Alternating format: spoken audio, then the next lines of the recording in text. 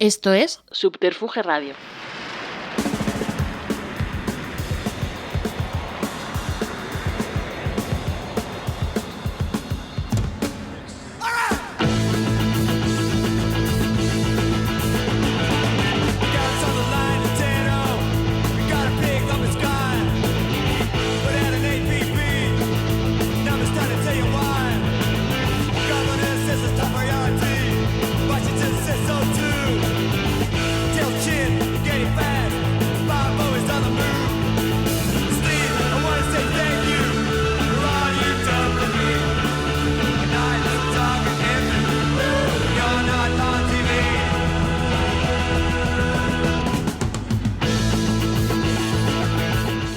Buenos días, buenas tardes, buenas noches. Nuestro ya casi clásico saludo atemporal.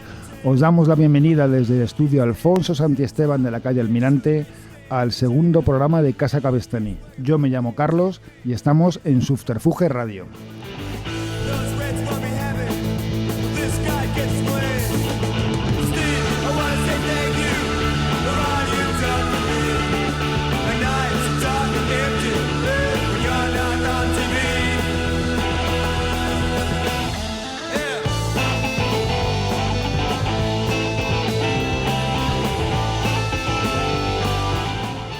Hoy comenzamos desde Australia con nuestra sintonía de los Radio Birman, pero también nos iremos a Vernon, Texas, a hablar del vudú tecnológico de uno de sus hijos más ilustres.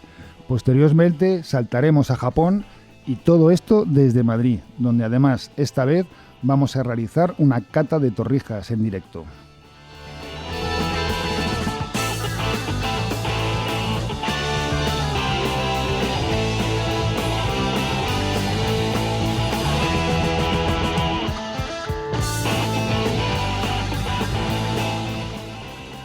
Pensando en vosotros, y como espero escucharéis esto en Semana Santa, vamos a hablar de torrijas. Vamos a hacer una cata mientras charlamos y además os daremos nuestra mejor receta para que podáis bajar a vuestro supermercado de confianza y pasar estas tardes de confinamiento perimetral dándoos un buen homenaje torrijero, casi como el que nos vamos a dar nosotros ahora. En esta ocasión nos acompañan en la mesa dos personas. Una es un fijo en Casa Cabestany, Luis Sánchez Parejo, Luis Sánchez o Luis Parejo, diseñador digital, ilustrador, ciclista urbano, paseante perruno de Nueva Arnada, no que viva de eso, sino que tiene perros ahora. Buenas tardes, Luis. Hola, buenas tardes. ¿Qué tal? Por invitarme. Y por primera vez en esta versión digital nos acompaña David López Canales. Buenas tardes, David. Muy buenas tardes. Periodista, escritor, colabora con distintos medios como El Mundo, El País, Vanity Fair, y con el que charlaremos dentro de un ratito de su segundo libro, Un tablao en otro mundo, su segunda obra tras El traficante, de 2019. Y todo esto bajo la atenta mirada y la inestimable ayuda de Laura. Vamos al tema. Como os comentaba antes, estaréis escuchando esto en Semana Santa y vamos a hacer una cata de torrijas, ¿no? Sí. Hemos traído... ¿Cuántos habíamos visto? 6 tipos de torrijas distintas de distintos establecimientos y pastelerías de Madrid. Y los 4 que estamos en esta mesa, pues a lo largo del programa iremos probándolas y luego vamos a ir anotando las valoraciones y decidiremos cuáles han sido las mejores torrijas de Casa Cabestany 2021. Hemos traído 6 tipos, 3 torrijas de leche. También hemos traído de vino y rellenas de chocolate. Hostia. Madre mía. ¿Qué? ¿Os gustan las torrijas? ¿Qué os parecen? Sí, a mí me encantan. Siempre... A mí me parece que tiene una pinta maravillosa. Además, os digo una cosa. Ayer estuve en Televisión Española y me ofrecieron un café de máquina y unos bollitos de chocolate envueltos en plástico, con lo cual esto me parece, como dicen los flamencos, gloria bendita. Ah, las torrijas tienen pinta de que se van a poner de moda, ¿no? Llevan ya un tiempo Llevan de moda, sí. Ya tienen el término que a mí no me gusta nada, ¿no? De plato de aprovechamiento, cuando... Bueno, pues sí, lo que siempre ha sido comer sobras, que las torrijas son unas sobras de pan duro mojado en leche o en vino y fritas, pues sí. Ahora hay de todo, ¿no? Lo que hablábamos antes, hay hasta veganas, torrijas veganas que no sabemos muy bien cómo serán. Pero bueno, hoy cuando las vayamos probando nos vamos a ir fijando en su aspecto, en su sabor y en la textura. y eso es lo que nos servirá para hacer el ranking. Como siempre, este podcast se está grabando en vídeo, así que luego pues podréis escoger cualquiera de las dos versiones para disfrutarlo, audio o audio y vídeo. ¿Qué hacemos? ¿Empezamos con la primera torrija? ¿Con la número 1? Vamos pues con aquí ella. la tenemos. A ver, ¿cuál es? Es esta de aquí. Laura.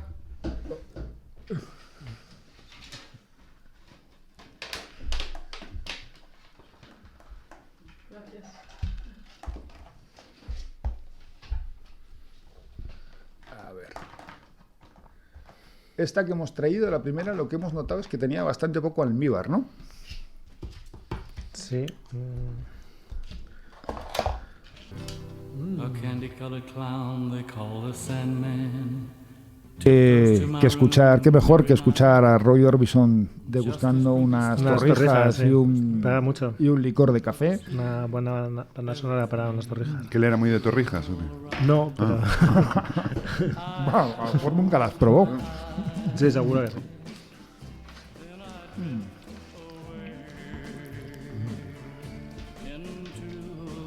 Pues esta canción del personaje más ilustre de Vernon, Texas, nos sirve para ilustrar una especie de... Lo han resucitado, ¿no? Le han hecho una especie de vudú, utilizando tecnología militar. Lo han resucitado en plan hologramático junto a Buddy Holly. Sí. Y hace poco estuvo en Madrid, en el Príncipe Pío, ¿no? Sí. Dando un concierto y Luis estuvo. ¿Cómo fue la cosa? Bueno, fue un poco... no sabría definirlo, un poco mortuorio. Era como ir al Museo de Cera, un espectáculo de Las Vegas y... no sabría decirte, un museo de ciencias naturales. Una cosa un poco marciana. Es un poco como no poder ir a ver a tus padres a Almería, pero que un alemán pueda venir aquí de vacaciones, ¿no? No podemos ir a conciertos nuestros, pero nos provoca... Ahí... Sí, yo siempre he sido muy fan de Roy Orbison y lo vi hace 2 años en la tele que había salido esta historia. Sabía que lo habían hecho con Whitney Houston, también con María Caras y con más gente que ya se había muerto. Y ninguno de ellos me seducía mucho, pero cuando vi que era Roy Orbison dije, hostia, pues venga, voy a ir. Y el otro día, leyendo el periódico, una crítica, dije, voy. Y la verdad es que fue una sensación extraña, porque el repertorio es espectacular, pero luego el espectáculo deja bastante que desear. O sea, yo por lo que he leído, sentimientos encontrados. Por ¿no? lo que he leído, mola. Estaban a color, bien vestidos, bailaban, interactuaban con los músicos que eran personas de carne y hueso. Llevaban una orquesta real. Lo único era cuando entraban en ese escenario, desaparecían, ¿no? Sí. Y quedaba un poco como... Sí, luego mágico. que es un poco pastiche en el sentido de que han cogido imágenes de distintos lados y han hecho una especie de Frankenstein de tu mito, ¿no?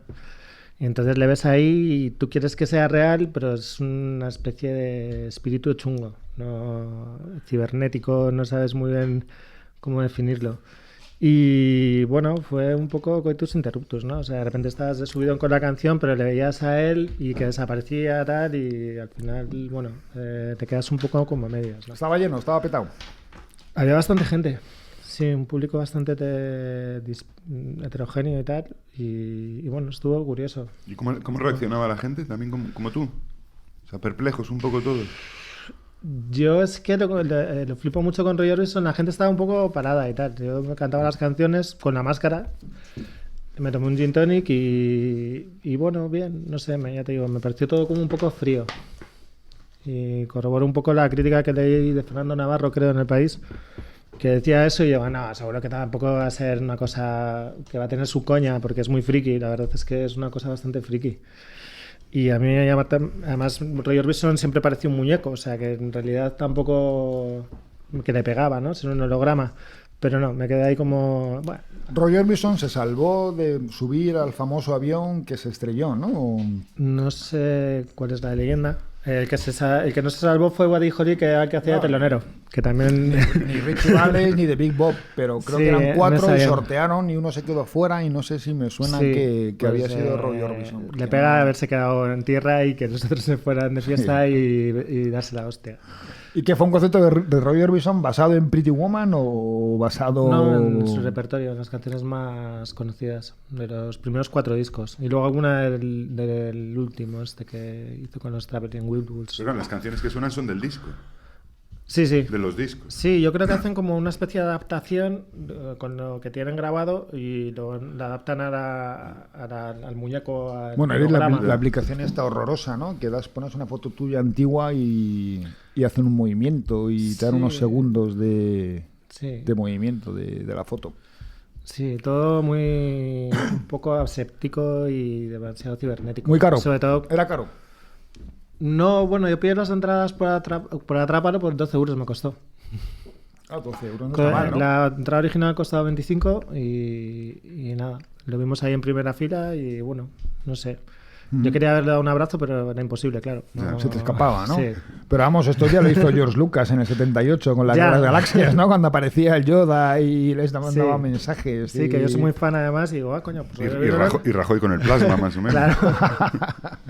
Sí. No. Rajoy siempre a la vanguardia, ¿no? Junto ¿Y con era otros- seguro el concierto? ¿Hablamos de cultura segura o qué? Sí, sí, muy segura. O sea, demasiado seguro. O sea, era como todos haciendo cola, uno por uno, un coñazo, vamos. O sea, de que se te quitan las ganas de ir a conciertos, la verdad. ¿Sí? El otro día estuve viendo a los Punsetes, bueno, hace un par de meses, en IFEMA y era como...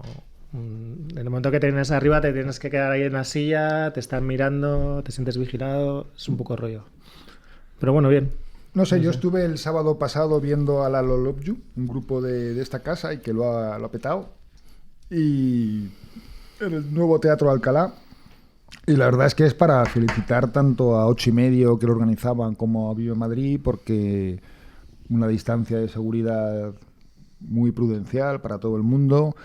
En cuanto ya alguien al final se levantaba rápidamente, gente de seguridad llegaba y les hacía sentarse. Hombre, se te hace raro ver un concierto de pop punk o de punk rock o de cualquier cosa, salvo que sea música clásica, sentado en una silla. Pero bueno, hace muchos años los conciertos del Chaminade eran sentados. Y parte de la movida y muchas décadas de conciertos han sido en el Chaminade y me imagino que en el Evangelista también. La gente, Sentados todos, la gente sí. sentada viendo a Johnny Thunders Sí. o viendo a tal sentado en tu butaca, ¿no? Ya. Aquí ¿Tú no- has ido a algún concierto en Yo he ido a algunos pospandemia? muy pocos, he ido a algunos de flamenco.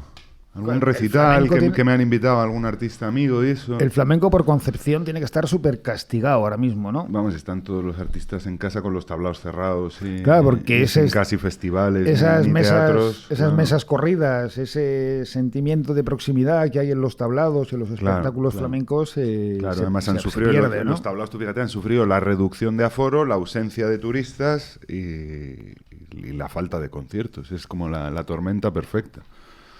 Pero bueno, pero esos son los artistas de tablao, los que tocaban en teatros o en conciertos o en festivales, pues lo mismo que en el resto de la música, es que se está haciendo poquísimo. Entonces, pues muy pocas oportunidades para muy pocos.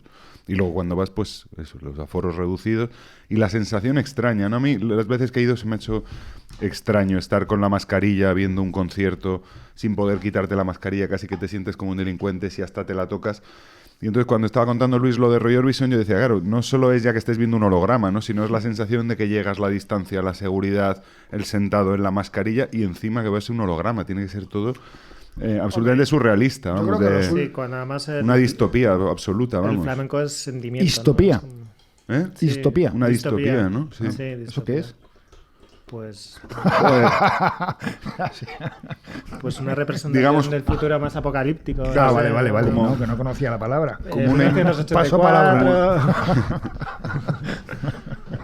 Más que del futuro, como de una realidad, ¿no? Una realidad que no existe, pero te revela un poco la que existe, digamos. Hombre, Sí, yo creo que es los, la palabra de moda, de los hecho. conciertos Sí, volverán, distopía ¿no? es Joder, pues como- lo uso poquísimo, por si me hacen explicarlo. Sí, de hecho, cuando se refieren al tema de la pandemia, no, esto es distópico, es la distopía. Tal. Sí. Yo recuerdo que los dos últimos conciertos que fui antes de que nos encerraran fueron, pues, Toy Dolls en la Sala Bat, que además creo que me hice una primera o segunda fila cuando tienes a la gente al lado sin camiseta sudando y dices, aléjate de mí. Hiciste O sea, fuego. yo creo que eso va a tardar mucho tiempo en que lo volvamos a ver, ¿no? Las salas reventadas, pues con 1.200, 1.400 personas a tope, bailando, saltando, gritando. Yo creo que... Un poco, además. Sí, de hecho... Es como que lo sientes con nostalgia. Yo, uno de los últimos que fui fue el de King Gizzard and the Gizzard Wizard, que es un grupo australiano, no sé si conocéis aquí, pero bueno, y me metí a hacer pogo y no podía salir. Era como, hostias, no... Y la verdad es que estuvo divertido y ahora lo veo con nostalgia, claro, como si fuera de otra época. Pues que nosotros, por ejemplo, el otro día en el anterior programa hablábamos de las cosas buenas que les habían pasado, que se habían producido durante la pandemia con la gente que estaba, pues con Pedro el libro, con Álvaro su expo, con María un cambio de trabajo, con Josemi la normativa del pan. Y bueno, en mi caso particular, yo durante la pandemia hemos reactivado el grupo, hemos reactivado los vinillos, estamos ensayando con regularidad y habíamos estado a punto de tocar ahora a principios de abril en Siroco, que al final no lo hacemos porque uno no puede, pero hay un aforo muy limitado a 40 personas, sentada, tal cual, y dice, bueno, pues llega un momento en el que te puedes llegar a plantear, y habrá 40 personas que se quieran meter en un sitio cerrado a ver un concierto, o sea, pues dices, bueno, por amigos seguro que van. Pero luego a lo mejor lo que no quieren es meterse en un sitio cerrado hoy por hoy, ¿no? Hasta que estemos vacunados, hasta que tal. Yo creo que... Sí, que ya has perdido la costumbre también. Hay una reducción de aforos, y luego también la gente tiene miedo, ¿no? El miedo es libre, hay mucha gente que no querrá meterse hoy por hoy en sitios cerrados o... Sí, a pesar de que tengas la distancia, ¿no? Y que digas que son sillas individuales y estés separado, sí. Hay gente que se ha mentalizado y que no quiere, sí, o sea, de una forma inconsciente, ¿no? Y un poco irracional, ¿no? Aquí en un sitio cerrado no. Y es como, pero luego has estado comiendo antes de ayer o estás en tu casa rodeado de otros 10 a lo mejor. Ya, pero en mi casa. Sí, o esas terrazas cerrado que hay por la calle, ¿no? Sí, o esas terrazas que pareces un jardín botánico, un invernadero de tomates, un invernadero de Almería, casi. Llenas de gente sin separación, pero eso es legal. Sí, porque como es una terraza, como estás viendo el cielo, parece que... Pero bueno, todo esto tiene esas situaciones irracionales, ¿no? ¿Y eran conciertos flamencos, pero en salas o...? No, los últimos que he visto, como se está reduciendo mucho, por ejemplo, en la Escuela Amor de Dios aquí en Madrid, en el Mercado Antón Martín, ahí están haciendo algunos conciertos, pues un poco como lo que decías tú de vuestro concierto en Siroco, ¿no? 40 personas, sillas individuales y separados. Pero bueno, ya eso permite organizar una serie de conciertos a la semana que permite a los artistas pues ganar un poco de pasta para capear estos meses. Claro, porque eso también me imagino que influye en el subida de precio de las entradas. Si quieres dar a un grupo un mínimo, por lo menos en el rock o en las salas, por algunas salas lo que se ve, unos precios, solo puedo meter 30 personas, tengo que pagar la sala, tengo que pagar al grupo, pues pongo la entrada a 25 o a 30 euros, mejor, te doy unos tercios a cambio, pero... Sí, igual está un poco más caro que en otros conciertos, pero no, porque tampoco te puedes... O sea, yo creo que saben que tampoco puedes pedir mucho más de lo que se pedía antes, porque si no la gente entonces dice, no, es que si antes me costaba 20, no te voy a pagar 30 ahora. ¿Y qué creéis? ¿Volveremos al rock and roll de hace un año o no? Va a pasar mucho tiempo hasta que lleguemos a ese punto. Y yo creo que probablemente al mismo nivel de hasta muchísimo tiempo. Sí, a lo mejor aunque estemos todos vacunados. Sí, luego surgirán otros virus y la gente ya estará más en paranoia, no sé. Bueno, yo creo que volveremos al mismo nivel, sí. Pero igual o con más fuerza. Igual que ahora nos hemos parado de golpe, luego habrá que ir acelerando poco a poco, no será de un momento para otro. Pero... Oye, ¿qué os ha parecido esta torrija? Bien, a mí me ha recordado la de mi abuela. ¿Ah, sí? Pues hombre, en teoría... Sí, bueno, en realidad las torrijas siempre recuerdan un poco a las abuelas, ¿no? Pero esta... ¿Por la forma? No, es el problema del sabor. No, por el sabor, no... Hombre, yo creo que eso es un buen referente, ¿no? Sí, es como la tortilla de patata. ¿Cuál te gusta? Pues la que hacía mi madre. Claro. O tal. Todo el mundo tiene un referente, ¿no? Aunque nos la hagan pasteleros, topo, tal, pues muchos tenemos el referente casero y tal. ¿Qué le daríais de aspecto? Aspecto un 6. Un poco regu, ¿no? No tenía... Complicado porque es la primera. Valorar la primera así sin comparar. ¿Te ha gustado? Aspecto 6. Porque 6. estoy viendo esta y tiene un aspecto brutal. O sea, al lado la pones y es como... ¿De sabor cómo estaba esta? Un poquito seca. De sabor estaba un poco seca, sí. Sí. 6 también. Estaba un poco más esponjosa, ¿no? Sí, venga. Y de textura no estaba mal, ¿no? Un 7. Hombre, tío. Dale un 7, dale un 7. Es que nunca he puntuado la textura de una torrija. Claro. Hazte risto, Mejide, tronco. A mí, a mí esta primera me ha parecido una torrija de manual, ¿no? O sea, una torrija de manual. Pues venga, vamos. Correcta de forma, textura y Sí. La 2. Esta me gusta mucho el dorado que tiene por encima. De aspecto tiene mejor aspecto, ¿no? Sí, ¿verdad? ¿Esta tiene miel o...? No, en teoría es normal también. A ver.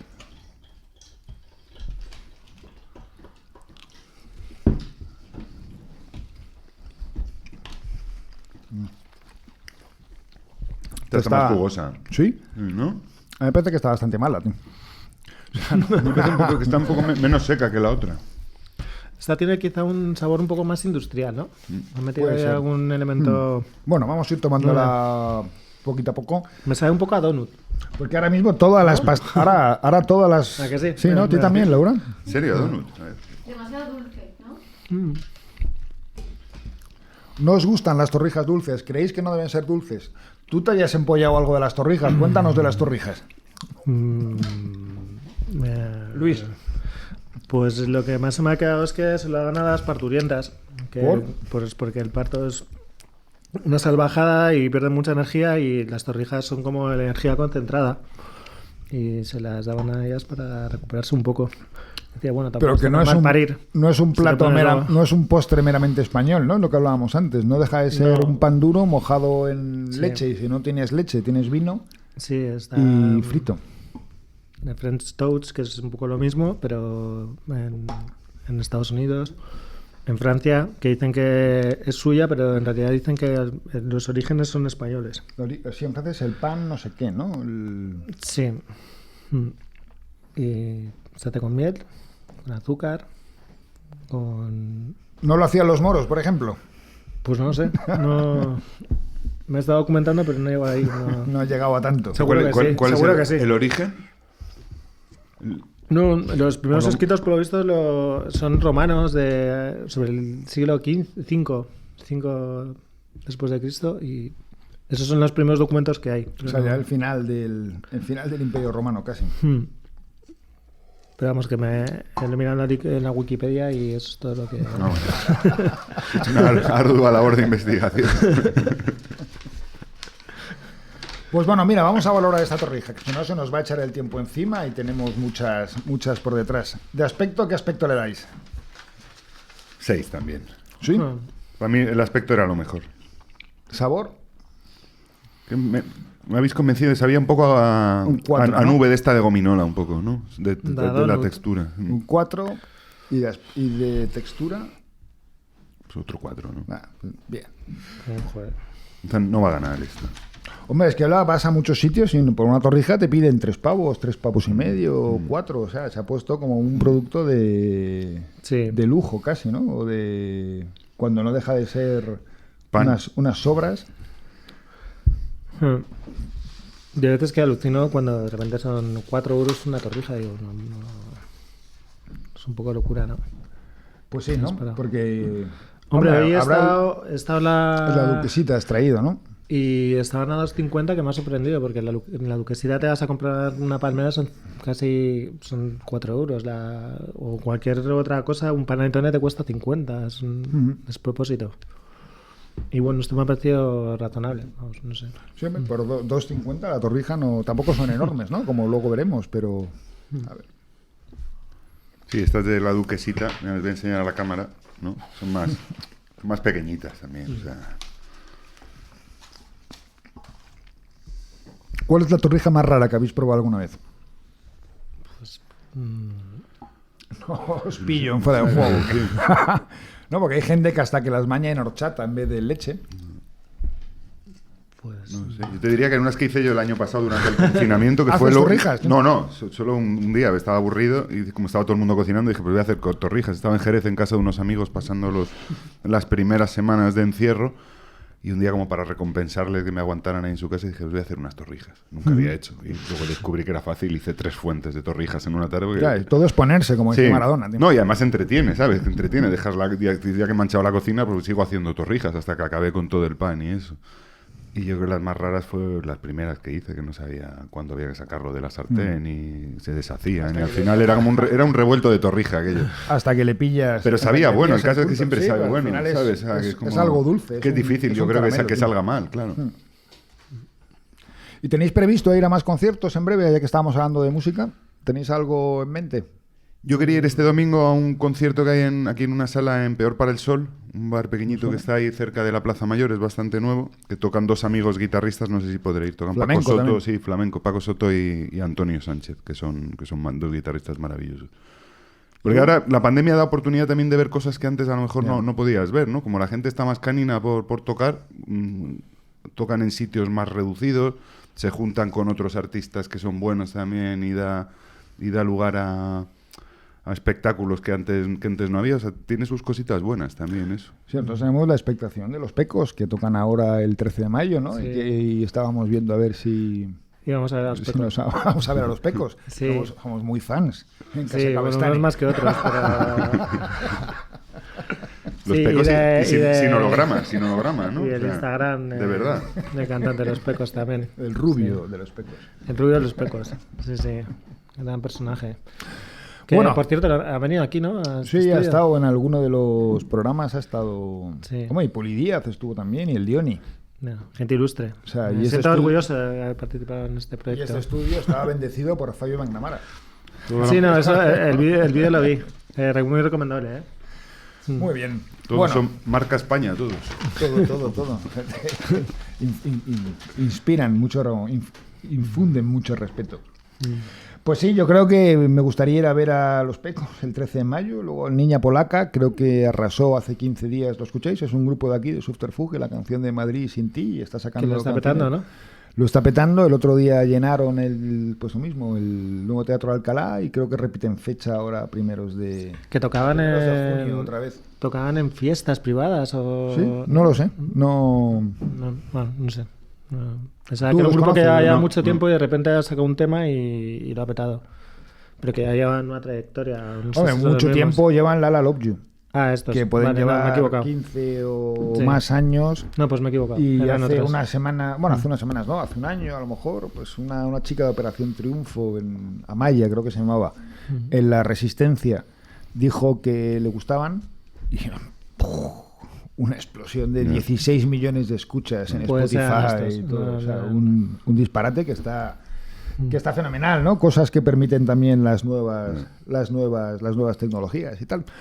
Bueno, pues ya hemos probado la primera, la segunda, como dirían las sevillanas, y aunque el flamenco, las sevillanas es una parte del flamenco, pero el flamenco no son solo sevillanas, vamos por la tercera.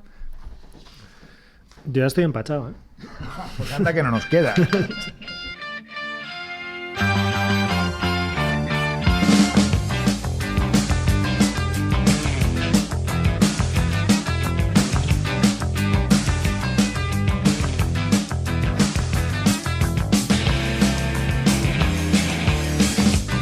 I got your picture of me and you. You wrote I love you. I wrote me too. I sit and stare at it, there's nothing else to do. Oh, it's in color. Your hair is brown. Your eyes are hazel. And soft as clouds. I often kiss you when there's no one else around.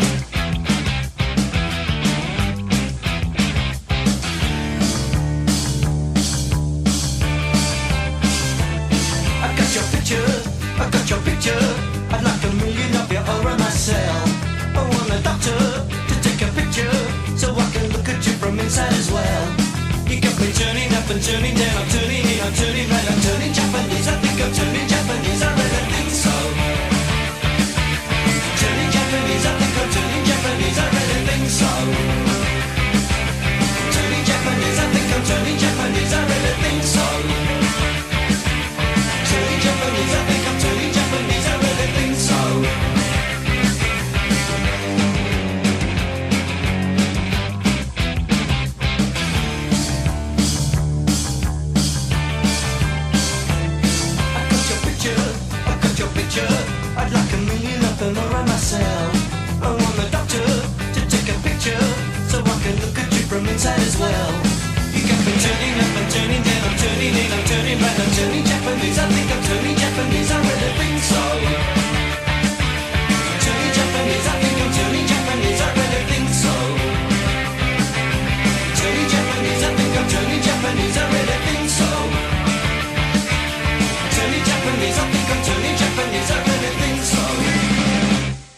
No sex, no drugs, no wine, no women, no fun, no sin, no you, no wonder it's dark.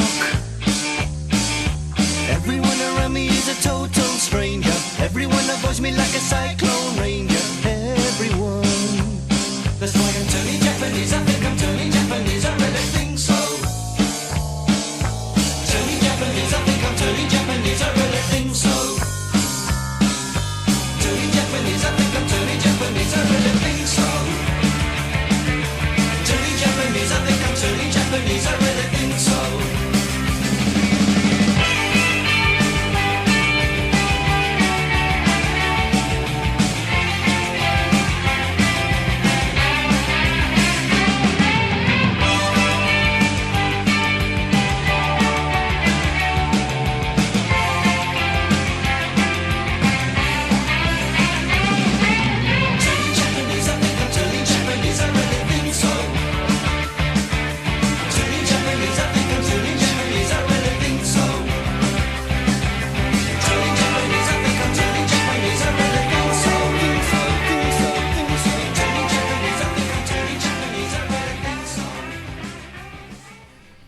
Bueno, pues tras esta canción de los Vapors, Turning Japanese, hemos aprovechado para servirnos y comenzar la cata de la tercera torrija, que estaba rellena de chocolate, y no veo aquí muchas caras de satisfacción, ¿no? No es demasiado moderno, no son sardinas con kiwi.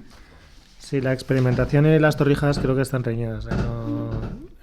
Es un poco como la tortilla de patata, que es con cebolla o sin cebolla, pero ya cuando pasas de ahí queda todo como un poco desvirtuado, un poco pastiche, creo, desde mi punto de vista. Y probándola, bueno, a ver, si tienes mucha hambre y tienes resaca, a lo mejor hasta te sienta bien, ¿no? Pero... Mira que eres exagerado. A ver, que está buena, a mí me parece que está buena. Lo que pasa es que me sabe como a pastel, a tarta. Entonces, si es un pastel o una tarta, ya no es una torrija. Exacto. No es una torrija, es lo Claro. mismo. Sí. Igual, ¿no, Laura? ¿Piensas lo mismo? Sí, pero cuando vas pensando que es como cuando te ponen una cerveza sin alcohol. Tú la pides cuando crees que tiene alcohol y te la ponen sin alcohol y es como no. Entonces pasa un poco lo mismo con la torrija, ¿no? Pues venga, la valoramos. De aspecto... De aspecto bien, Sí. 5. Bueno, ¿Cómo así? sí, Esa una mierda que había antes. sí, venga, un 7. 7. Siete. De aspecto bien, 5, dice. Es que soy muy exigente, ¿no? Pobre de su novia. Que no beba más. Sabor, ahí es lo que más os ha chocado, ¿no? Sí. Como torrija, 3. Como pastel, 6. Y de textura, pues estaba bien, ¿no? Sí. Sí, de textura sí. Es la más jugosa de las 3 que hemos Sí. probado, ¿eh? O sea, Un 6, porque no es una torrija. Hemos quedado que no es una torrija. Sí. Es un... Es un Y estábamos Transformers. escuchando el Turning Japanese de los Vapors y lo usábamos primero para apretarnos otra torrija y también como percha para presentar a David, y más que presentar a David, el nuevo libro que acaba de sacar, que es un tablao en otro mundo. La verdad es que a mí me fascinó tanto la portada como la idea. Y yo creo que, aunque él... Bueno, buenas tardes, David, de nuevo. Aunque él lo comenta en el primer yo cuando compré el libro y cuando me enteré de la historia, yo había oído algo en televisión hace muchos años y él lo cita en el primer libro, ¿no? En el primer capítulo. Yo creo que para el gran público quizás la primera referencia que se tuvo del Japón o de los españoles flamencos en Japón fue cuando el boom Chiquito de la calzada, y se dijo que Chiquito había pasado muchos años viviendo en Japón como integrante de un cuadro flamenco allí, ¿no? Sí. Vamos, la primera y la única referencia prácticamente que había, ¿no? Eran los chistes que hacía Chiquito contando sus aventuras en aquel año y medio, 2 años que se pasó en Japón en diferentes temporadas. Pero vamos, Chiquito solamente fue uno de los muchos que se fue para allí y no era de los más exitosos aquí, o sea, no era un personaje de éxito en España que se fue para allí como algunos, sino que se fue allí a sobrevivir, ¿no? Sí, Chiquito aquí era un cantador, lo que se llama un cantador para el baile, ¿no? Que en el cante de atrás, como se llama en el flamenco, porque te pones detrás y delante se pone el bailador. y no era especialmente bueno. Lo que tenía era mucho compás y había bailadores a los que les gustaba mucho porque es difícil pillar el compás y cantarle bien a un bailador para que baile. Y entonces a Chiquito era muy bueno en eso, pero era un mal cantador. Y si iba a Japón, como se fueron muchísimos a lo largo de muchos años, a ganarse el dinero que no tenían en España. Es decir, en España malvivía con el flamenco, apenas llegaba a final de mes y Japón les daba mucho dinero y les daba la oportunidad de no pasar apuros, vamos, de poder comprarse una casa a la vuelta y de vivir Ya, con un poquito de holgura. Entonces por eso se iban. Pero que me refiero que más bien para el gran público, al de decir, anda, que había flamencos que se iban a Japón, fue con el boom Chiquito el que llevó fue, a eso. por ¿no? eso, fue el que hizo que conociéramos un que poco se ese conociera, binomio, ¿no? justo, El de ¿no? flamenco y Japón, claro, cuando hacía aquellos chistes con sus aventuras allí y luego las convirtió en chistes cuando se Yo, hizo de humorista. hecho, antes había oído que había japoneses que eran muy fanáticos del flamenco y que cantaban flamenco antes de saber que Chiquito y otros flamencos iban a Japón a ganarse la vida. Sí, ¿no? porque bueno, que iban porque aquí no se comían un rosco y se tenían que ir para allá. Y ahí eran admirados como si fueran, pues, como una especie de gurús, ¿no? Pero bueno, aunque ahora lo veremos un poquito más adelante, un poco la infraestructura de flamenco en Japón también son propios empresarios españoles los que la montan allí, ¿no? Algo hay propio y luego hay españoles que ya no solamente los curritos o los bailadores o los cantadores, sino que hay empresarios que montan espectáculo allí, ¿no? No, en general son empresarios japoneses. Japoneses. Sí, asociados con empresarios españoles. Por ejemplo, los tablaos de Japón normalmente funcionaban y funcionan con un empresario japonés que es el que tiene el tablao en Japón y luego se busca un socio en España que es el que le consigue los cuadros y los artistas. ¿Sabes? Para no tener que estar él buscando quién llevo, quién no llevo, tratando, negociando. Entonces tienen esas dos partes. Uno se ocupa en España y los otros ya en Japón cuando llegan a Japón. Antes de que empecemos a hablar de ellos, ¿por qué tu relación con el flamenco cuál es? Pues a mí siempre me había gustado mucho, siempre me había atraído muchísimo el flamenco, pero siempre lo había sentido como algo ajeno, que yo creo que es como lo sentimos en general los españoles, salvo que seamos o gitanos o de alguna de las ciudades andaluzas donde se vive más de una forma más natural el flamenco. Y yo siempre que veía de pequeño un guitarrista flamenco en la tele, yo decía, yo quiero hacer eso, yo quiero hacer eso, yo quiero hacer eso. Me da igual, yo podía ver a Eric Clapton tocar la guitarra y no sentía lo mismo, pero veía a Paco de Lucía y decía, yo quiero hacer eso. No solo yo quería hacer eso, yo quiero hacer eso como él, exactamente como él. Y eso es una cuestión de ambición desmesurada en ese caso, de soñar como demasiado. una conexión más directa, ¿no? De repente es como que lo sientes algo más próximo. No, y lo sentía, pero nunca me había metido en ello realmente hasta hace unos años, que ya empecé, o sea, siempre lo había escuchado, había escrito reportajes sobre el flamenco, hasta hace unos años ya que me empecé a meter más en ello, empecé a tocar la guitarra, a tratar más con los flamencos y a descubrir que son gente maravillosa. ¿Son un poco secta o no? ¿Son un poco secta? Bueno, sí, el flamenco es un mundo muy cerrado, o sea, no entra quien quiere entrar, que eso también tiene mérito, por ejemplo, ¿no? Mencionaba Luis a los cantadores japoneses, ¿sabes? Los japoneses que venían aquí o que siguen viniendo a hacerse flamencos, tiene todo el mérito del mundo, porque el flamenco es un sitio cerrado, es decir, el flamenco es, los gitanos dicen que es de los gitanos, los andaluces dicen que es de los andaluces, y los que no son ni gitanos ni andaluces, pero son flamencos, dicen que es de los flamencos, pero, o sea, cada uno va haciendo el coto del flamenco lo más cerrado que puede para que no entre nadie, como lo más exclusivo y especial que puede. ¿Eh? ¿Y el libro por qué te dio por escribirlo? ¿Por lo anecdótico de la circunstancia o como un homenaje o como un campo que no estaba tratado todavía? Pues una mezcla de todo. Por un lado, más que lo anecdótico, las anécdotas maravillosas que tenían tanto los españoles como los japoneses de aquellos primeros años que unos se fueron a Japón y otros japoneses vinieron aquí. Luego como homenaje, porque me parece que ensalza, ¿no?, el valor del flamenco, algo que aquí se siente tan ajeno, como yo decía que yo lo sentía, y que en Japón de repente te despierta un terremoto de pasión que hace que haya japoneses que lo bailen, que lo aprendan sin saber español e incluso que acaben haciendo el viaje a España para hacerse flamencos, que es como el destino más insólito del mundo. Y luego porque creo que es una historia maravillosa que merecía ser contada, ¿sabes? Que lo único que sabíamos era lo que decíamos de los chistes de Chiquito, pero más que en chiste había que convertirlo un poco en épica.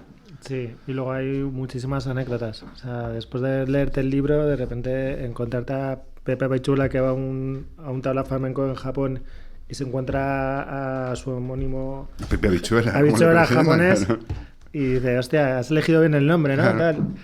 Sí, y anécdotas así hay un montón. Claro, él cuando va en aquella época, que él va en el año 68, es cuando empiezan los japoneses a aficionarse más, y entonces algunos japoneses que empiezan a tocar la guitarra o a cantar se ponen como nombre artístico el nombre de artistas españoles, y entonces él una noche le presentan a Pepe Habichuela ahí en Japón, y él cuando se lo presentan le dice al japonés, Qué buen nombre has elegido. No te aburras con la guitarra, no lo dejes. Bueno, es que de hecho... Y luego la percepción que tenían ellos cuando veían cantar a un japonés, cuando ellos realmente eran como grandes maestros y de repente decían, ¿dónde vas? ¿Sabes? No lo haces mal, pero claro, con el acento japonés intentar emular o imitar a un Yo en el gitano. flamenco no lo sabía, pero por ejemplo en el fútbol, y ahora no sé cómo será, pero hace años los japoneses no son de un equipo, son de un jugador. ¿Ah, sí? Y entonces son de un equipo porque su jugador Está ahí. juega en ese equipo, ¿no? Que es un poco lo más lógico también, ¿no? Cada vez que los jugadores son mercenarios, pues si te gusta uno, le vas siguiendo Pues sí. y te haces del equipo que sea cada uno. Y bueno, esto al final no deja de ser una historia de inmigración, ¿no? Gente que en los años 60, 70, en vez de cogerse un tren e irse a Francia, irse a Alemania, irse a Bélgica o irse a Holanda, pues se va a Japón. Y además, aunque suene un poquito exagerado, son emigrantes analfabetos pero cualificados, porque Sí. van a hacer un trabajo muy específico y muy demandado Ya, allí, pero ¿no? yo creo que ahí hay un matiz. O sea, Hombre, a ver, esta estoy gente- dando una forma exagerada. en Sí, es grandes una números, inmigración ¿no? En porque ahora grandes buscas palabras. la vida, porque además el flamenco era como un poco lumpen, un poco muy lumpen, y nosotros lo percibíamos como algo de gente pues marginal y tal. Y se iban allí y eran como que lo petaban. Y eran artistas. O sea, yo entiendo que Sí, poner un pero- tornillo también tiene su arte, Sí, no lo pero discuto. No es No, como, pero no es sí, como sí. cualquiera de nuestros abuelos o Sí, no, pero al- bisabuelos que se pudo meter en un tren con la boina y la maleta e irse a Alemania, Sí, meterse en pero una que casa. justo fuera a Japón y que hubiera esa conexión entre los dos países, ¿no? Ya, pero me refiero, yo Sí, pero soy sí de se hablar de iban- que son cualificados. O sea, que no es un tío que va a ver qué me dan, sino yo voy a hacer esto. Sí. Sí. Porque ya sé hacerlo. No, no, y me están llamando a vamos mí ver, para que haga esto. y que ¿no? si se iban es porque aquí no ganaban el dinero que iban a ganar allí, o sea, se iban por dinero exclusivamente, no se iban como vamos a exportar nuestra cultura, no, se iban a lo flamenco a trincar, a ganar todo lo que Sí, pudieran. lo cuentan en el libro, ¿no? Algunos venían con los yenes. Claro, y bueno, venían con los yenes Y y me he ganaban gastado el- esto y me toco el bolsillo. Hostia, todavía tengo Claro, un taco aquí. Y me compro una casa. Y luego cumplían, claro. O sea, eran gente. O sea, el flamenco, a ver, el flamenco era como Paco de Lucía lo definió muy bien, ¿no? Decía, los flamencos éramos el lumpen del lumpen, que era Andalucía en España. Y de repente esa gente que es el lumpen del lumpen, que no es ya ni clase baja, es que está desclasado absolutamente los flamencos. Que malviven, que sobreviven. Pero asociado que a que el flamenco es gitano, no tiene por qué, ¿no? Bueno, asociado a que Andalucía ha sido históricamente la provincia más pobre de España, Bueno, que el flamenco, que Es que en Andalucía tampoco puedes comparar Huelva con Almería, que hay 500 o miles de kilómetros de distancia. Sí. Andalucía es muy grande también. Bueno, ¿no? pero como región y en la que viene, tampoco hay el mismo flamenco en Huelva que Claro, claro. que en Cádiz, por ejemplo. Claro, hay zonas que son más propicias, ¿no? Granada, Sevilla, Jerez son las ciudades más donde más creció el flamenco. Pero vamos, era gente que, pues eso, absolutamente desclasada, sin casi oportunidades, que cuando el flamenco se empieza a profesionalizar, empieza a vivir mejor, pero que jamás puede aspirar al sueño del españolito medio, que era comprarse una casa y un coche e irse de vacaciones. Y de repente, gracias a Japón, muchos pues cumplen el sueño del españolito medio de aquella época, que era hacer eso. Y ganan un dinero que no hubieran ganado en España, que les da mucha estabilidad y luego les permite a muchos iniciar unas carreras que si no hubieran tenido ese dinero, a lo mejor no hubieran podido hacer. Yo, por ejemplo, el caso de Pepe Habichuela, ¿no? Yo a Pepe se lo digo mucho.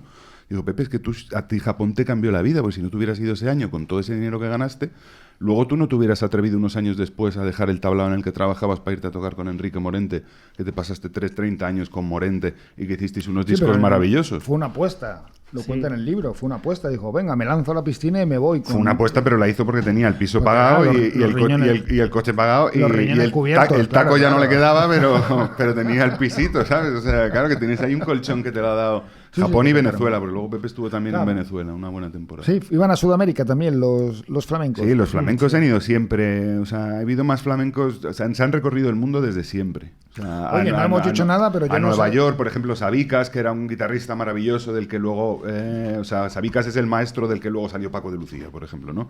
Sabicas y el niño Ricardo son los dos guitarristas de los que sale la generación de Paco de Lucía.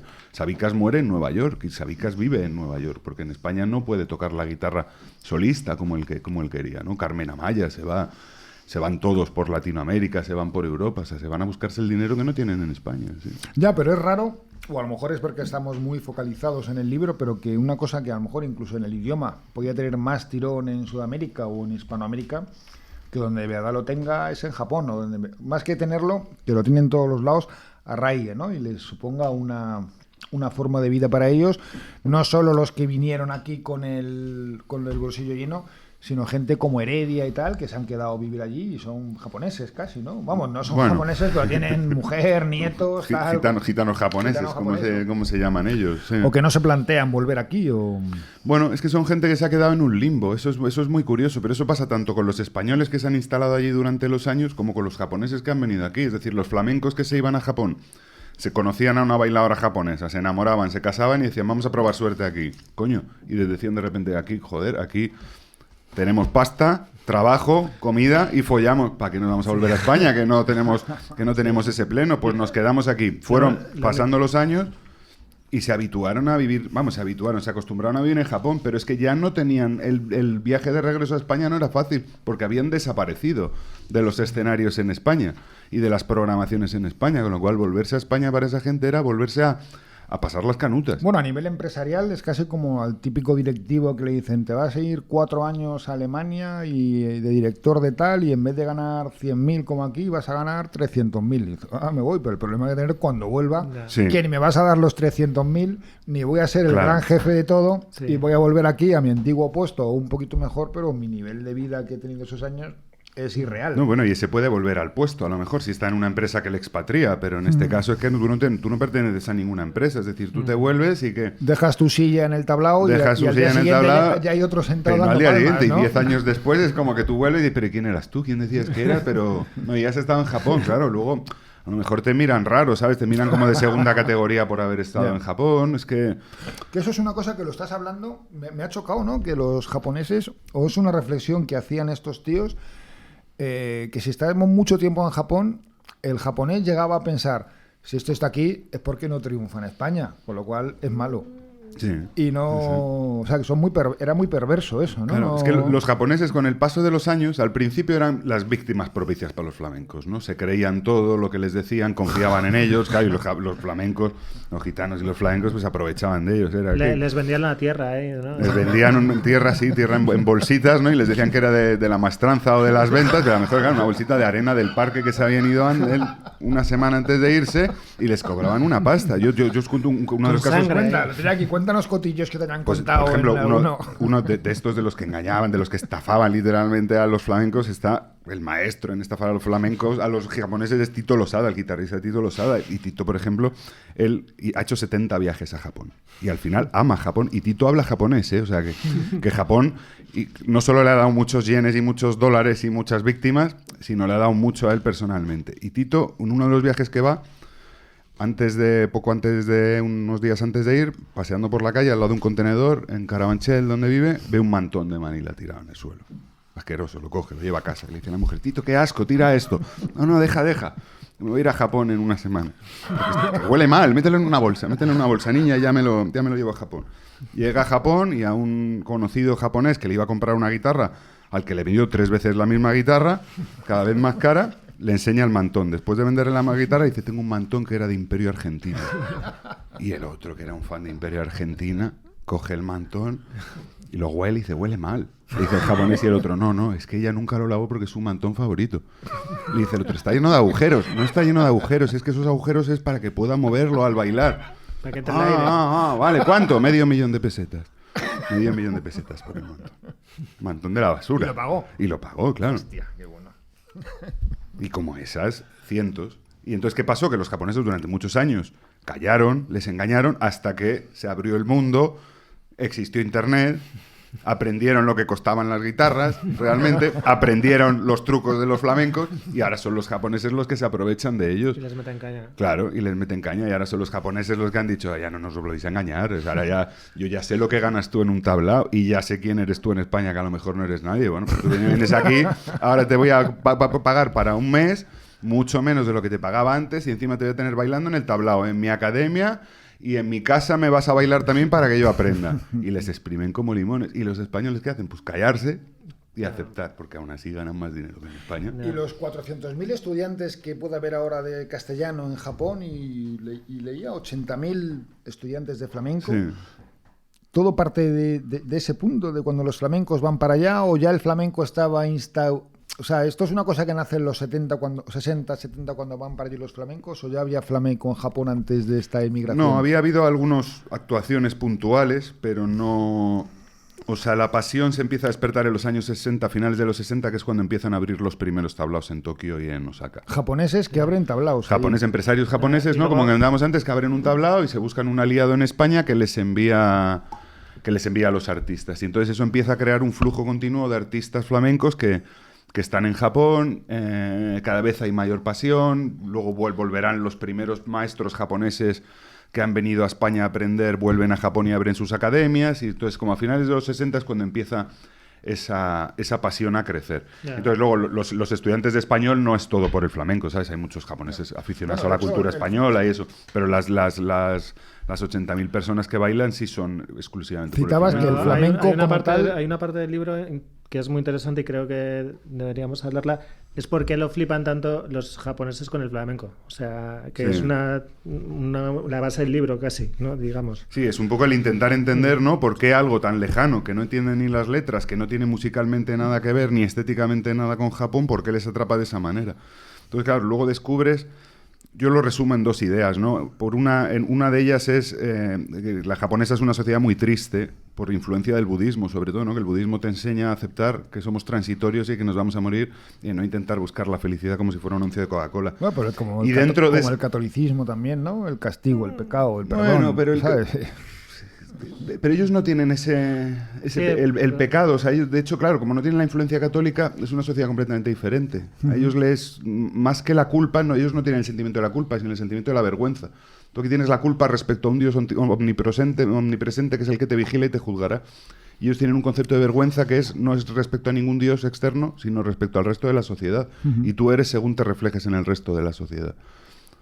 Y la influencia del budismo hace precisamente eso, aceptar que somos transitorios, que el catolicismo no sé si lo hace de esa manera, desde luego. Hombre, polvo eres y en polvo te convertirás. Sí, pero bueno, eso es como eso es un poco un te jodes que eres esto. Pero luego te reencarnas. Pero no, porque dentro de ese asumirlo está el ver también la belleza de la vida, ¿no? Y entonces el flamenco en sí es también como trágico, pero bello. Y entonces enlaza muy bien con ese sentimiento de lo trágico y bello japonés.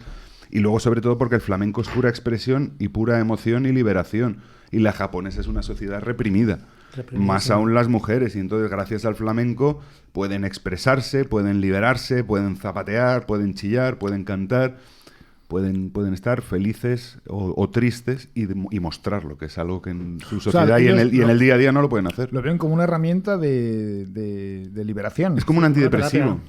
Qué bueno. Sí, es como un antidepresivo. Claro. A mí es lo que más me ha llamado la atención del libro, entre otras cosas, pero de repente digo, hostia, ahí es donde está la raíz de todo esto, ¿no? Aquí charlando y nos hemos tomado la cuarta torrija, que era de moscatel. ¿Qué os ha parecido? Yo esta no la he probado todavía. ¿No te ha gustado o no la has probado, Laura? No he probado. Un poco como agria o ácida. Sí, a lo mejor es por el vino.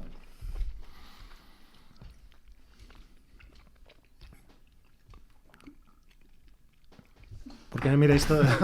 No, porque yo ya me la he comido. Experto torrijero. Ahí. Como has estado tan crítico antes con la de chocolate, yo no me atrevo a decir nada. Está buena, pero es verdad, tiene un puntito agrio al final, es lo del vino, yo creo. Que pondrán cualquier vino y al final, pues, se nota, pero no está mal, está jugosa. Entonces, ¿de aspecto qué le damos? Mi aspecto me falla el grosor, ¿eh? Para mí una torrija tiene que tener un poco que sea un poco gorda, ¿no? Que es una torrija. Que no te quedes ahí con ganas de...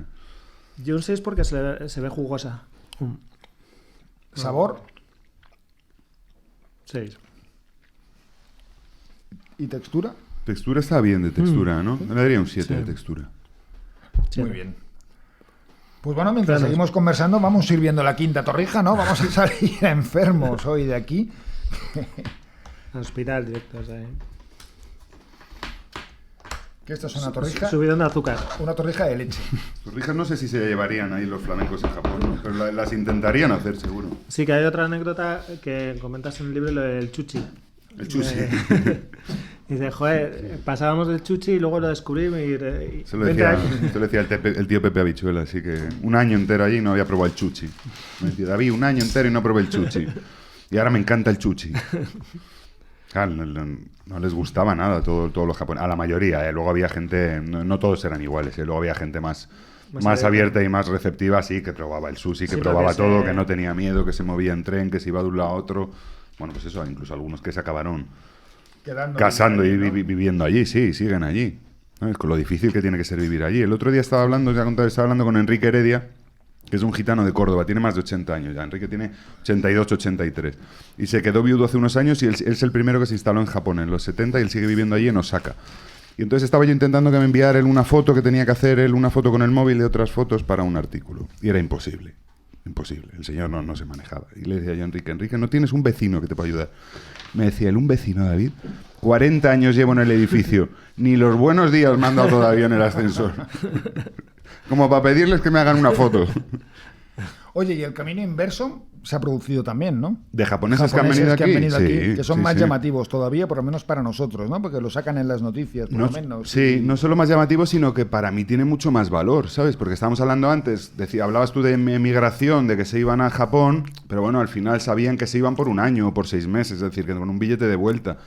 Y sabías a dónde ibas y lo que ibas a ganar, es decir, que era un viaje llamativo, exótico, complicado en algunos casos, pero tampoco es que fueras, ¿sabes?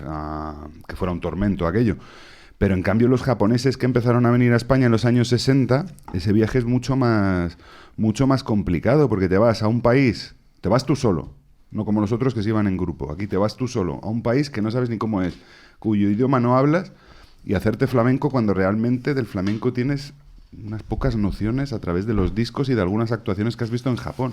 Y se plantan aquí en Madrid en los años 60 los primeros bailadores y bailadoras japoneses en esa España franquista a hacerse flamencos, que se reía todo el mundo de ellos, que les llamaban los chinos, estos eran chinos, y aún así, poco a poco, con su esfuerzo, consiguen hacerse artistas flamencos. Y algunos actuaron. Shoji Kojima, por ejemplo, que es el bailador más famoso de Japón, llegó a actuar con compañías aquí. Y eso que se encontraba de vez en cuando, en una anécdota muy célebre, con cantadores que le decían, yo a ese chino no le canto, porque se negaban a cantarles para que bailaran, que luego él terminaría haciendo un espectáculo, él, con esa anécdota toda contando su biografía.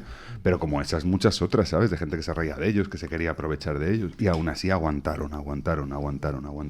Sí, que al principio Hasta a que aprendieron. La gente iba a verlos como algo exótico, ¿no? Bueno, una Sí, capacidad sí. de resiliencia muy grande que tienen, ¿no? De tragar Y de pasión, ¿no? Para mí me demuestra para mí es una historia de pasión, eso, ¿no? De pasión desbordada que roza la obsesión, que yo creo que son las pasiones buenas las que rozan la obsesión, ¿no? Y decir, voy a aguantar contra todo y yo quiero hacerme bailador flamenco, aunque he nacido en Japón, y voy a hacerme bailador flamenco a pesar de que toda esta gente en España me diga que yo no puedo ser bailador flamenco porque yo soy japonés. por mis cojones, ¿no? Claro, y yo por mis cojones lo hago. Y no solo lo hacen, sino que luego son los grandes maestros del flamenco en Japón, abren academias, crean espectáculos y encima se enriquecen. Con lo cual, claro, luego los españoles que los conocieron decían, joder, estos, claro, joder, qué bien se lo montaron. Sí, además Y tenía nosotros visión riéndonos empresarial, de ¿no? ellos durante años. Claro. ¿Qué os ha parecido esta torrija? Esta yo creo que la mejor hasta el momento. ¿Sí? De acuerdo. Sí, un 7. 7, ¿cómo era la...? Del 1 al 10. 7 es un notable, no es lo mejor. Sí, pero para Luis Bien era un 5. Un 8. En general, un 8, venga. Estoy de acuerdo. Sí. Le damos un 8. Falta un punto de Un 8 a todo. de dulzura, me falta, sí. ¿Sí? Sí. Para mí no, a mí está bien de dulzura. Me falta un puntito, ¿no? Y Para de que no... textura, un 8 también. Sí. Vale. ¿Cuál será esta? ¿Cuál será? Bueno, vamos con la última, ¿no? Vamos por la última, que está, pues ya sabemos cuál es, ¿no? La de Bueno, la duquesita, las de Pero no reveles el nombre. Oriol Balaguer. O no, Esto si es viene- como los Goya, que tienes que decirlo al final, ¿no? Yo no puedo más, ¿eh? No sé, se me enamoró. ya es la última, Laura. No Tú me cabe en el imagínate plato. que ahora podrían dar una bandeja de callos o de rabo de Claro, toro. sí iba a decir. Y son torrijas. Ahora viene el cordero. Es que Esta saca más- Lestani, cuando piensas que todo ha terminado, No. vuelve a empezar. Sí. Eso pasa con algunas exnovias también. También no sé si para bien o para mal. Toma. Vamos a partirla bien. Y a ver, el mundo del flamenco en España, a mí pues no me interesa mucho porque no me gusta el flamenco. Pero bueno, es como los toros, que tampoco me interesa, hace unos años me invitaron a una corrida de toros y el espectáculo me gustó, ¿no? Me pareció llamativo y dice, bueno, pues mira, para verlo una vez, pues el toro corre mucho más rápido que en la tele. El paseillo y el espectáculo pues tiene Y como bufa, el toro, como bufa. tiene su punto de Lo oyes, de pintoresca y tal. Yo tengo una anécdota. En mi familia es taurina, mi abuelo era veterinario y cuando era pequeño me llevaban a las corridas y yo, vaya divertido, tal. Me parecía un poco salvajada, pero me atraía ese punto salvaje, ¿no?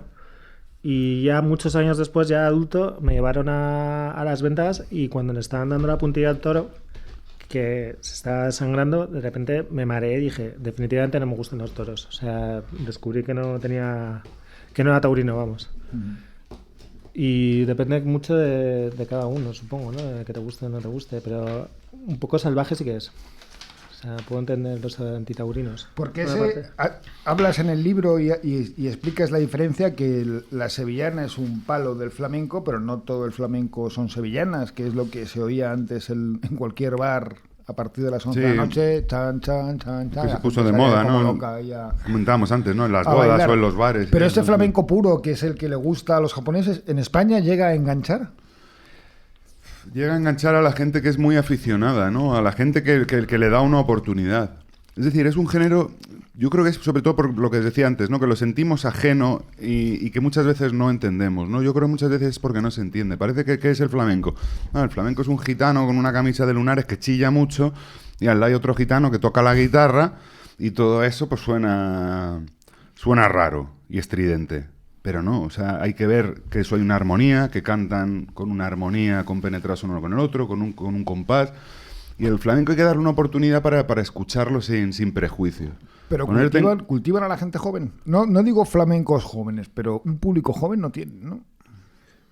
Hombre, un público joven. Dentro de su ámbito. Sí, bueno, a ver, lo hay en ciertas ciudades de España, vamos a ver, ¿no? Ir a un tablao no es barato, por ejemplo. Ir a un tablao no es barato. No lo es. Pero claro, es que también un tablao no tiene ayudas públicas como los teatros o ciertas salas de conciertos o ciertas cosas, claro. Sí, no es barato. No. Con lo cual ya te está limitando a una gente en una determinada edad, que es donde puede verlo o disfrutarlo o coger la afición, no puede llegar a... Bueno, pero luego hay más flamenco, ¿no? O sea, a mí no me gusta el flamenco. Por ejemplo, aquí en Madrid, o sea, el ayuntamiento generalmente organiza de vez en cuando espectáculos flamencos o en las fiestas, ¿no? Cuando había fiestas en Madrid. O sea, a mí no me gusta. Antes de la pandemia. Hace un año... O sea, hay conciertos que se pueden ir y los tablaos es verdad que a lo mejor son más caros, pero luego hay muchos más conciertos. Hay bares más de algunos bares de flamenco. En el sur de España se puede ir a ver. Es decir, que no es que no lo puedas ver porque sea caro o no sea accesible. Bares de flamenco que no son las tabernas andaluzas de los bajos de Galaxia que íbamos cuando teníamos 15 años a tomar finos. Bueno, pero hay una conexión ahí. Entre rocker... No, bares que de repente hagan algún concierto pero que no tenga el precio de los tablaos, por ejemplo, que es verdad que son más caros. Y luego tú dices, no me gusta el flamenco, pero bueno, luego hay muchas cosas que tienen un componente flamenco.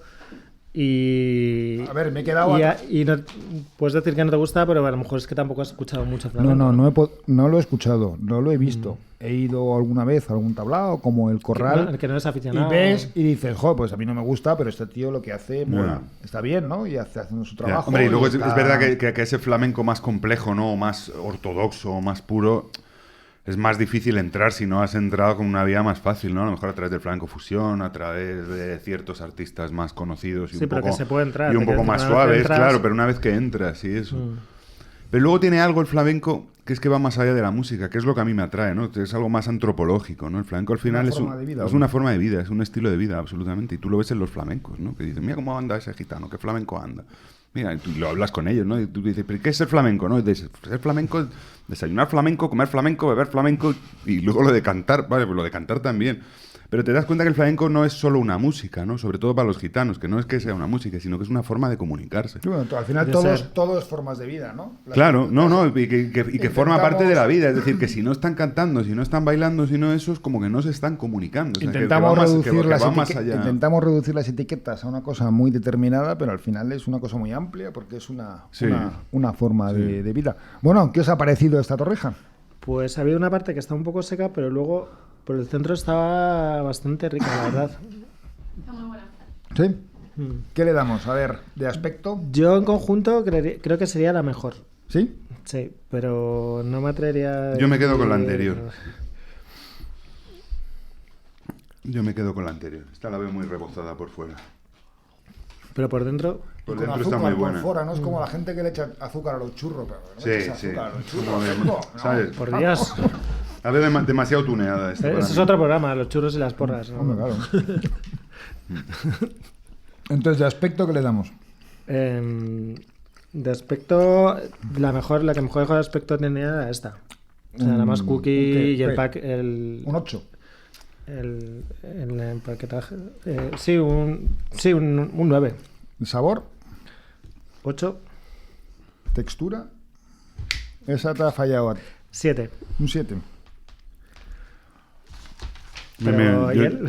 Da igual, da igual. No, no, pero yo pienso Yo- que esta valoración es un poco la de todos. Sí, Os sí. digo Ah, a vale. todos cuando decís, no Vale. solo tú. Vamos, ¿estáis de acuerdo Esta- o no? Sí, sí, demasiado dulce para mí. La otra estaba un poco dulce y esta demasiado dulce. Yo las cruzaría esta con la anterior y que tengan torrijitas. Pues mira, 6 y 6, O las 12, plantaría. 7, 19, 14, 16...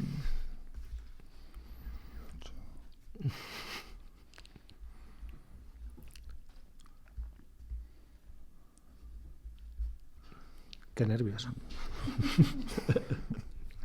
Está la hostelería española está en tus manos, Carlos. Ahora mismo, o sea, pues nada, pues en nuestra cata del día de hoy de Torrijas, con 24 puntos, ha ganado la Duquesita. Joder, tío. ¿Y la anterior cuántos llegó a tener? La 23, segunda es la 23. ¿Y quién es? Casa Cabestani. Ah, hostia. Ah.